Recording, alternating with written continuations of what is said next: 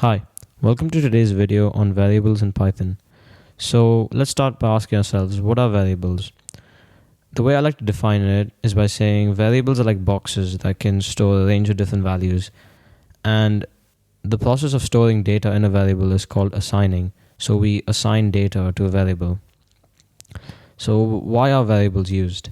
Variables are used everywhere in computer science as it allows us to store data under a name that's easy for us to remember.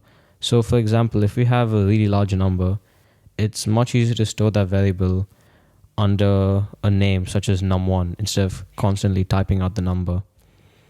And even if we want to accept an input from the user, we have to store that in a variable to be able to access it. So how are variables written in Python? So this is the format of how variables are written.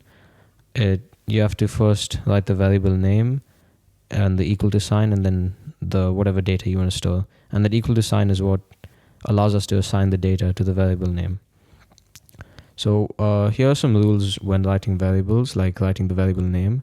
You cannot start with a number. It has to be either underscore or any letter.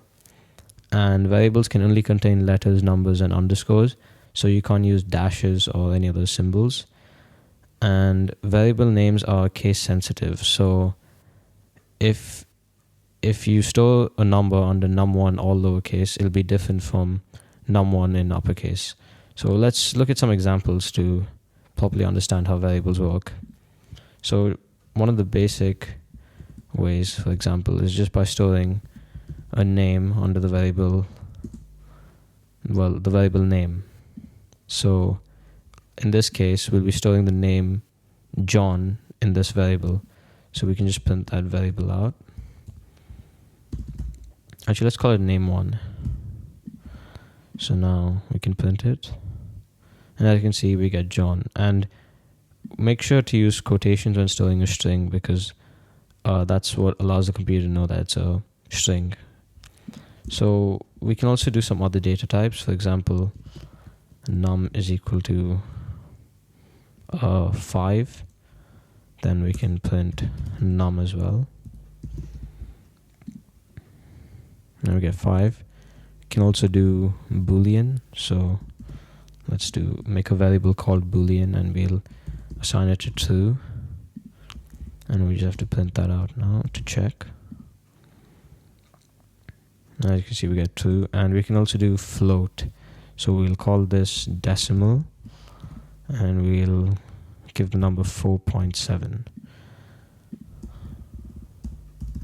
Then we can just print it out. Decimal.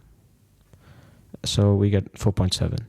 So now let's look at the rules when naming variables. So if we have the variable test and we assign it to hello world. So now looking at our rules when naming variables, we can't start with a number. So if I started with 1 test, it would flag up an error. As you can see, we get an error because we can't start with a number. But we can do test1 and that would work. So we just print test1. So then this works. Or we can also use underscore. So you can use test underscore 1 is equal to hello world. And then we have to change it here as well. And then we get hello world.